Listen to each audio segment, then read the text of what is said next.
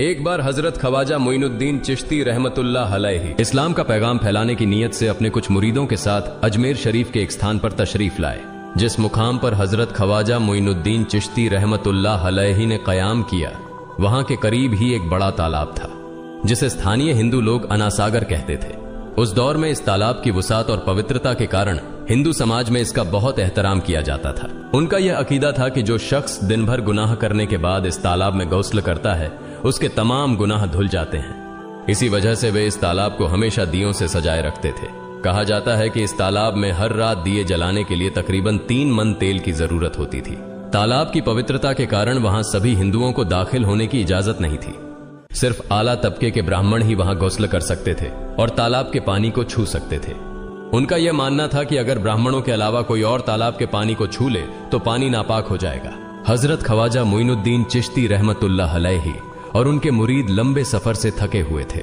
कुछ देर आराम फरमाने के बाद जब नमाज का वक्त हुआ तो ख्वाजा मोइनुद्दीन चिश्ती रहमतुल्लाह अलैहि ने हजरत बख्तियार काकी रहमतुल्लाह अलैहि को अजान देने का हुक्म दिया।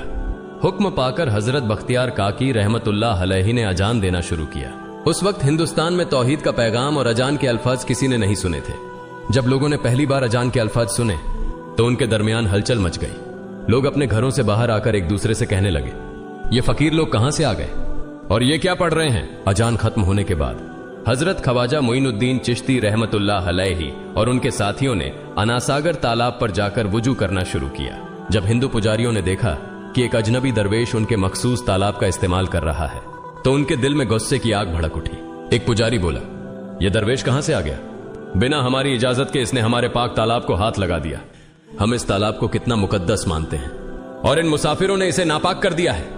इसका कोई हल निकालना ही होगा। इसके बाद हजरत ख्वाजा मोइनुद्दीन चिश्ती रहमतुल्लाह अलैहि ने तमाम साथियों के साथ मिलकर जमात के साथ नमाज अदा की।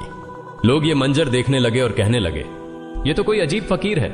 हमारे मंदिरों में सब देवी देवता मौजूद हैं और ये उनकी इबादत न करके किसी नए खुदा की इबादत कर रहा है। अगर मंदिर के बाहर भी कोई खुदा है तो उसे भी मंदिर में रखा जाना चाहिए ताकि लोग उसकी भी पूजा कर सकें।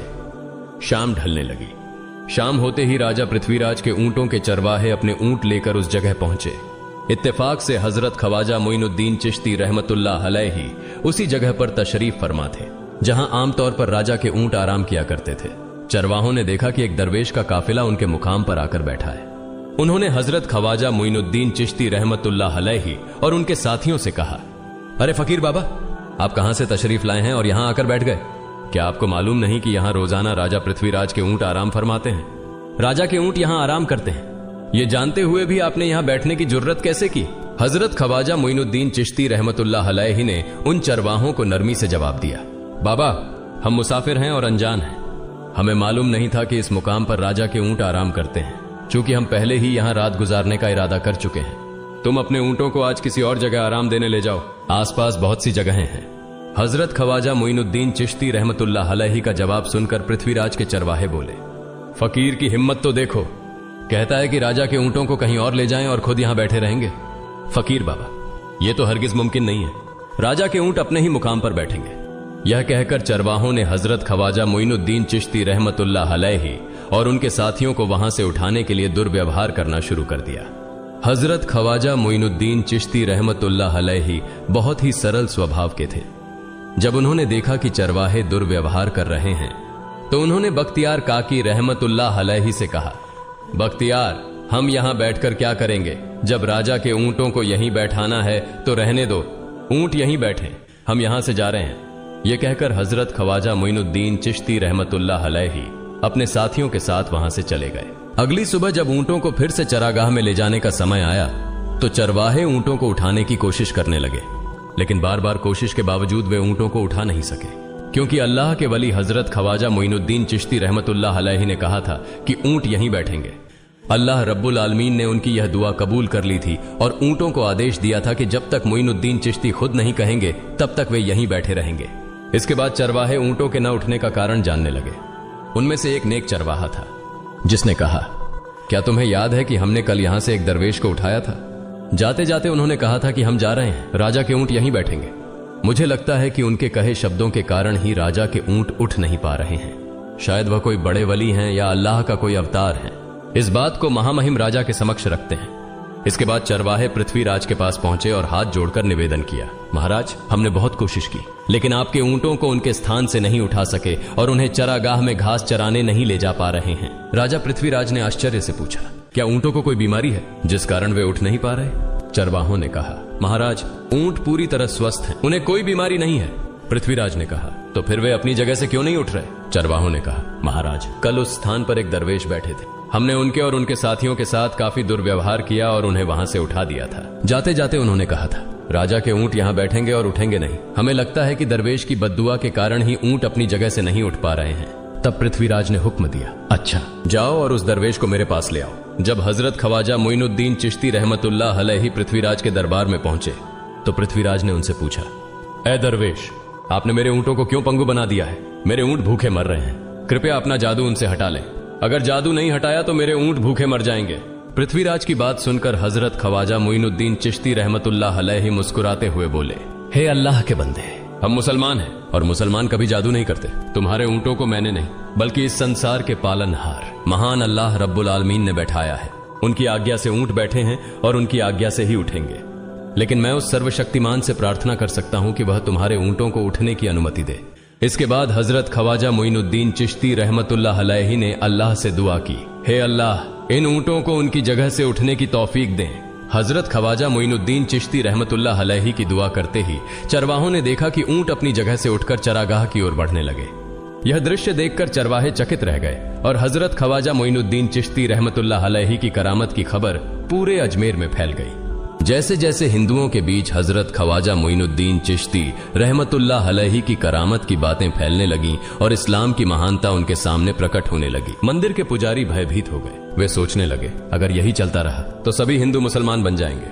तब वे पृथ्वीराज के पास पहुंचे और निवेदन किया, महाराज, ये दरवेश हमारे राज्य में अशांति फैला रहे हैं। यदि आपने अभी इनका कोई उचित समाधान नहीं निकाला तो ये दरवेश सभी हिंदुओं को मुसलमान बना देंगे और तब हमारे देवताओं की पूजा करने वाला कोई नहीं बचेगा। आप इन्हें यहां से भगा दें, नहीं तो ये हमें यहां से बाहर निकाल देंगे।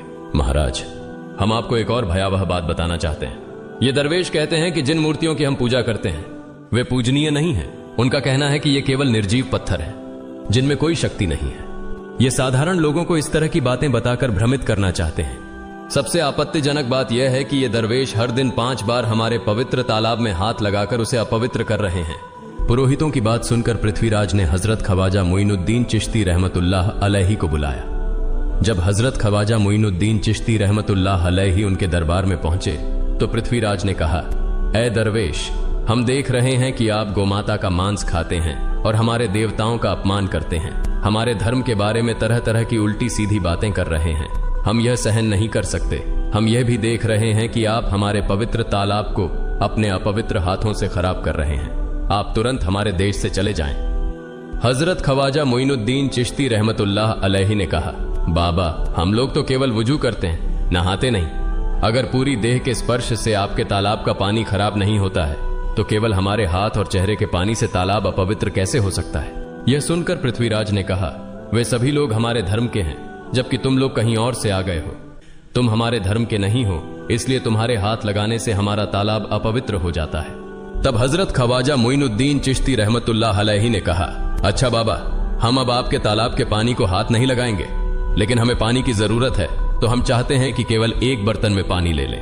पृथ्वीराज ने कहा, ठीक है, तुम पानी ले सकते हो, लेकिन तुम्हारा बर्तन तालाब में लगे, तुम्हारे हाथ नहीं।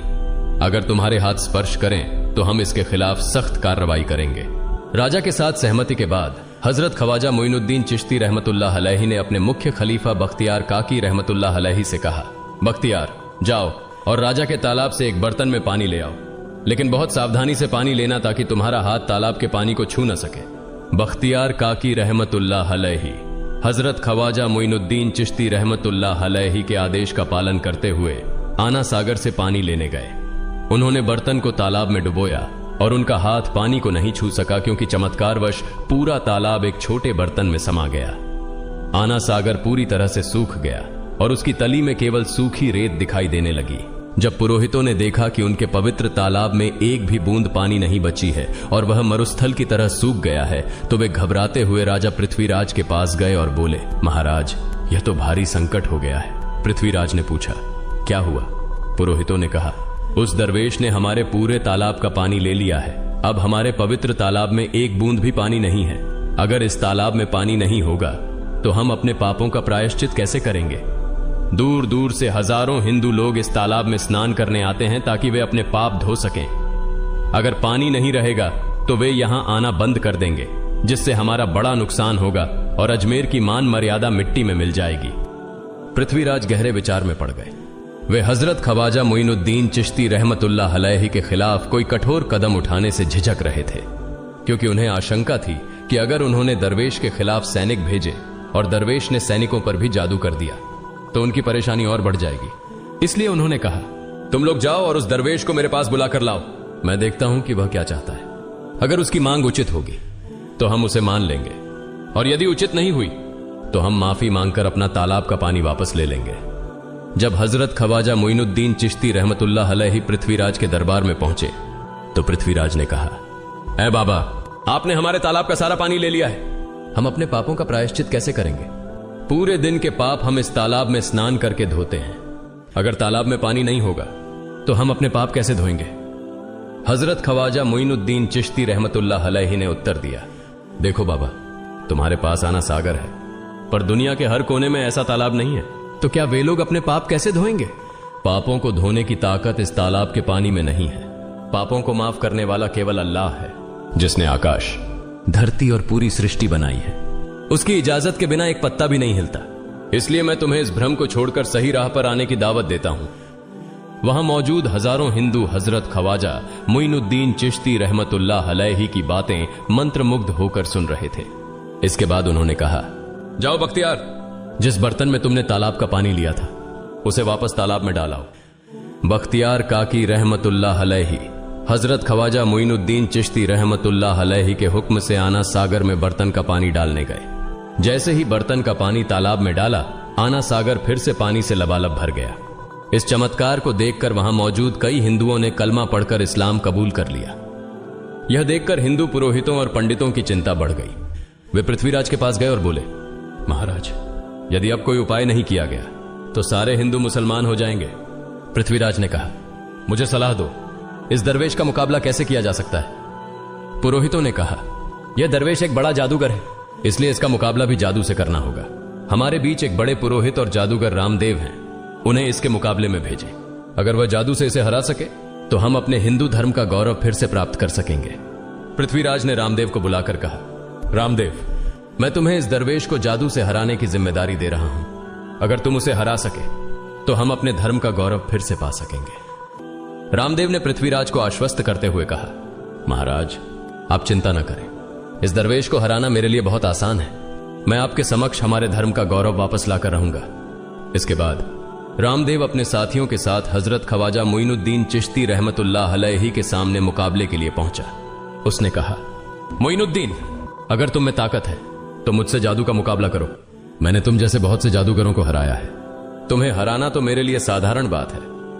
हजरत ख्वाजा मोइनुद्दीन चिश्ती रहमतुल्लाह अलैहि ने उसकी बातों का कोई जवाब नहीं दिया। रामदेव ने देखा कि हजरत ख्वाजा मोइनुद्दीन चुप हैं, तो उसने गाली गलौज करना शुरू कर दिया। जब रामदेव अपनी हदें पार कर गया तो हजरत ख्वाजा मोइनुद्दीन ने उसकी आंखों में देखते हुए कहा, रामदेव, तू चिल्ला रहा